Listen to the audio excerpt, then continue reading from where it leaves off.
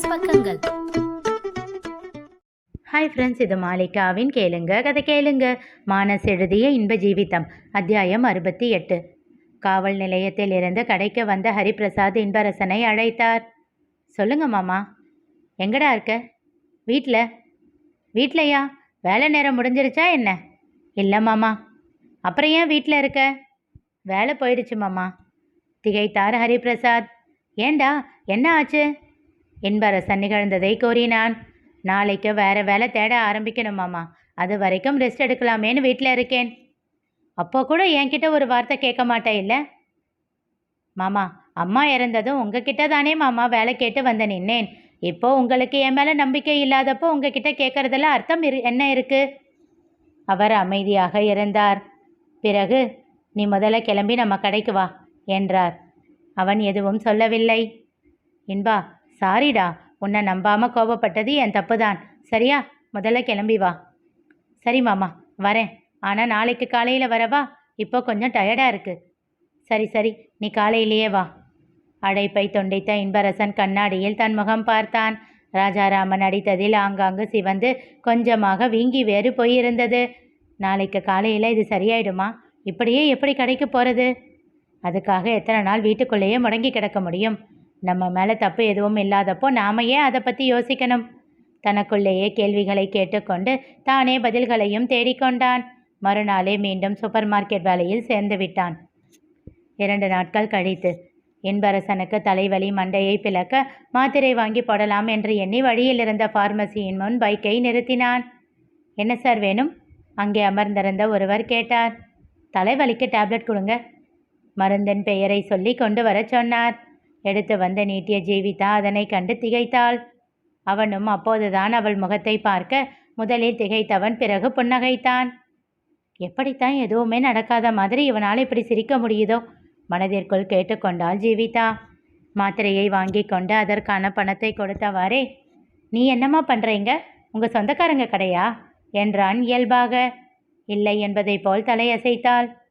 உங்கள் அப்பா இந்த பிளாஸ்டிக் சேர் எல்லாம் தயாரிக்கிற கம்பெனி தானே வச்சிருக்காரு?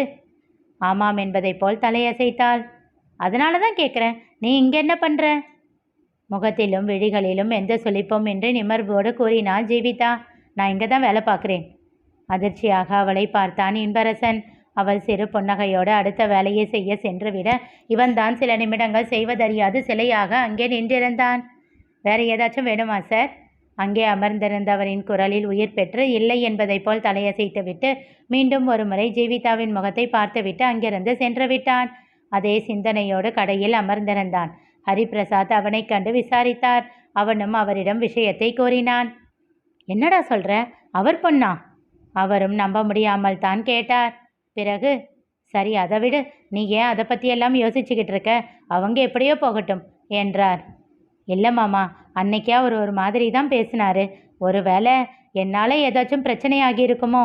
நான் வேணும்னா அவகிட்ட பேசி பார்க்கவா? வேண்டாம் என்பா. அவரை புரியாமல் பார்த்தான். நீ பேசுறதுனால நல்லது நடந்தா சரி, அதுவே பிரச்சனை பெருசாகிட்டா என்ன பண்ணுவ? அன்னைக்கு போலீஸ் ஸ்டேஷனில் வச்சே எல்லா உண்மையையும் அவருக்கு சொல்லியாச்சு.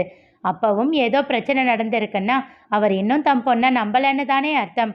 இப்போ நீ போய் அவகிட்ட பேசினா அது அவருக்கு தெரிஞ்சா இன்னும் பிரச்சனை பெருசாகும். உனக்கு புரியுதா நான் என்ன சொல்ல வரேன்னு? புரியுது மாமா. விடு, அவர் கோபம் எல்லாம் பொண்ணு மேலே எத்தனை நாளைக்கு இருக்க போகுது? அதெல்லாம் சீக்கிரம் சரியாகிடுவாங்க. ராஜாராமன் தான் ஜீவிதாவை நம்பாமல் கோபமாக இருக்கிறார் என்று இன்பரசன் நினைத்திருக்க அங்கே நிகழ்ந்து கொண்டிருந்ததோ வேறு. வேலை முடிந்து ஜீவிதா விடுதிக்கு சென்றபோது அங்கே வெளியே தன் காரை நிறுத்திவிட்டு அதில் சாய்ந்து நின்றிருந்தார் ராஜாராமன். அவரை திரும்பியும் பார்க்காமல் உள்ளே செல்ல அவளை காண விசிட்டர்ஸ் ரூமில் காத்து கொண்டிருந்தார் ஜானகி. ஜீவா என்று அழைத்து கொண்டு அவள் அருகில் வந்தார். அவரை கண்டு எந்த உணர்ச்சியும் காட்டாமல் ஜடமாக நின்றாள் ஜீவிதா. வீட்டுக்கு வா ஜீவா, தப்பு அவர்தானே பண்ணாரு, நான் என்னடி பண்ணேன்? அது அவர் வீடுமா? சரி வா, நீயும் நானும் வேற வீட்டுக்கு போகலாம், அவர் கூட வேண்டாம். ஓஹோ, அப்போ வீட்டு வாடகைக்கு சாப்பாட்டுக்கெல்லாம் என்ன பண்ணுவ? அவர் அமைதியாக இருந்தார். அவர்தானே கொடுக்கணும், அப்புறம் நான் எப்படி அங்கே வருவேன்? ஜீவா, அம்மா ப்ளீஸ், அவர் இல்லாமல் உன்னால் ஒன்றும் பண்ண முடியாது. நீ ஒன்றும் பெரியம்மா மாதிரி கிடையாது, தனியாக சம்பாதிக்கல, உன் கையில் 10 பைசா கூட இல்லை. எல்லாத்துக்கும் அவரை நம்பி தான் இருக்க போற.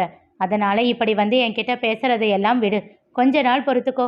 என்னோட படிப்பு முடிஞ்சதும் நான் நல்லா சம்பாதிக்க ஆரம்பிச்சிடுவேன்.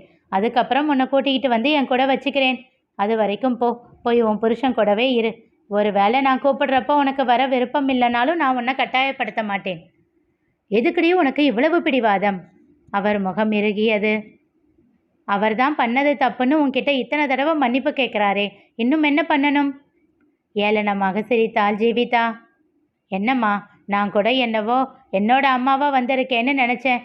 இப்போதானே புரியுது. தி கிரேட் பிஸ்னஸ்மேன் மிஸ்டர் ராஜாராமனோட ஒய்ஃபாக தான் வந்திருக்கியா? அப்போது உங்ககிட்ட பேச எனக்கு எந்த விருப்பமும் இல்லை, அவசியமும் இல்லை. இங்கே பாருமா, திரும்ப திரும்ப இங்கே வந்து என்ன டிஸ்டர்ப் பண்ணாத. இப்படியே பண்ணிக்கிட்டு இருந்தீங்கன்னா அப்புறம் சொல்லாமல் கொள்ளாமல் நான் எங்கேயாச்சும் போயிடுவேன். பரவாயில்லையா? திகைத்தார் ஜானகி. அவர் எதுவும் பேசும் முன் வேகமாக உள்ளே சென்று விட்டாள். அவர் அருகில் வந்து நின்ற ராஜாராமன் அவரை தோளோடு அணைத்தார். வருத்தத்தோடு அவர் முகம் பார்த்தார் ஜானகி. விடுமா, பார்த்துக்கலாம். தப்பு பண்ணிட்டேன், தண்டனை அனுபவிச்சு தானே ஆகணும். ஆனால் என்ன, இங்கே தப்பு பண்ணது நான், தண்டனை அனுபவிக்கிறது என்னோட பொண்ணு. சொல்லும்போதே அவருக்கு குரல் உடைந்துவிட வேகமாக அவ்விடம் விட்டு சென்று காரில் அமர்ந்து கொண்டார். வேறு வழியின்றி ஜானகியும் காரில் ஏறிக்கொண்டார். அவருக்கு என்ன செய்வது என்றே புரியவில்லை. தவறு செய்துவிட்டு அதற்காக வருத்தப்பட்டு கொண்டிருக்கும் கணவரிடமும் கோபத்தை காட்ட முடியவில்லை. மகளையும் சமாதானப்படுத்த முடியவில்லை. இருதலை கொள்ளி எறும்பாக தவித்து கொண்டு இருந்தார். இதோ அதோ என 1 மாதம் கடந்துவிட்டது. ஜீவிதாவின் பிடிவாதத்தில் எந்த மாற்றமும் இல்லை. முத்துக்குமார், ஆனந்தி, மாதவி, ஆதவன் எல்லோரும் வந்து பேசி அவள் மனதை மாற்ற முயற்சி செய்தும் எந்த பலனும் இல்லை. கல்லூரியில் கலையும் எவ்வளவோ பேச முயற்சி செய்தும் அவள் மனம் மாறவில்லை. கொஞ்சம் அழுத்தம் கொடுத்து பேச முனைந்தாலே கலையையும் தள்ளி வைக்க அவள் தயாராக வேறு வழியின்றி அமைதியாக இருந்து கொண்டாள் கலை. எப்பவும் எந்த நேரத்திலும் எந்த சூழ்நிலையிலும் எங்கள் அப்பா எனக்காக இருப்பாருன்னு நான் வச்ச நம்பிக்கையை பொய்யாக்கிட்டார். இல்லை, அத்தனை பேர் முன்னாடி பேசினாரோ இல்லை என்கிட்ட தனியாக பேசினாரோ அதெல்லாம் எனக்கு பிரச்சனை இல்லை. ஆனால் அவர்கிட்ட இருந்து எப்போ அந்த வார்த்தை வந்துச்சோ அப்போவே அவரோட பொண்ணு செத்து போயிட்டா. ஒரே பேச்சாக ஒரே முடிவாக அவள் இதை சொல்லிவிட அதற்கான சமாதானம் சொல்ல யாரிடமும் வார்த்தைகள் இல்லை. கோமதி மட்டும் அவள் மனம் புரிந்து அவளை தொந்தரவு செய்யவில்லை. அன்று ராஜாராமன் பேசிய வார்த்தைகளை நேரில் கேட்டவள் அவள். அதனால் ஜீவிதாவிடம் அவருக்கு சாதகமாக பேச அவளுக்கு மனம் வரவில்லை. கலை அவளிடம் கேட்டபோது கூட, கொஞ்சம் பொறுமையாக இருந்தால் அவள் கோபம் தானாக குறைஞ்சிடும், அதுக்குள்ளே அவளை போட்டு இன்னும் ப்ரெஷர் பண்ணாதீங்க என்று விட்டாள். அரண்மனை போன்ற வீடு இருந்தும் அதில் ஆசை மகள் இல்லாமல் அவர்களை சந்தோஷம் நெருங்காத நிலை. அறுசுவை உணவு இருந்தும் தொண்டையில் இறங்க மறுத்த நிலை. விலை உயர்ந்த மெத்தை இருந்தும் நிம்மதியான உறக்கம் அவர்களை விட்டு வெகு தூரம் விலகி சென்ற நிலை. உலைக்கடலின் நடுவே வாழ்வது போல் நாட்களை கடத்தி கொண்டிருந்தனர் ராஜாராமனும் ஜானகியும். தன்னை நம்பவில்லை என்று முறுக்கி கொண்டு தெரிந்த ஜீவிதா அவர் சந்தேகத்தை ஊர்ஜிதப்படுத்துவது போல் இன்பரசனை திருமணம் செய்து கொண்டு வந்து நிற்பாள் என்று யாருமே எதிர்பார்க்கவில்லை. அதுவரை தன் கணவர் செய்ததுதான் தவறு என்ற எண்ணத்தோடு இருந்த ஜானகி முதன்முறையாக தன் மகளை வெறுத்த நாளும் அதுதான். ஜீவிதா ஏன் இன்பரசனை மறந்து கொண்டாள்? தெரிந்து கொள்ள தொடர்ந்து கேளுங்க. கதை கேளுங்க. மீண்டும் சந்திப்போம்.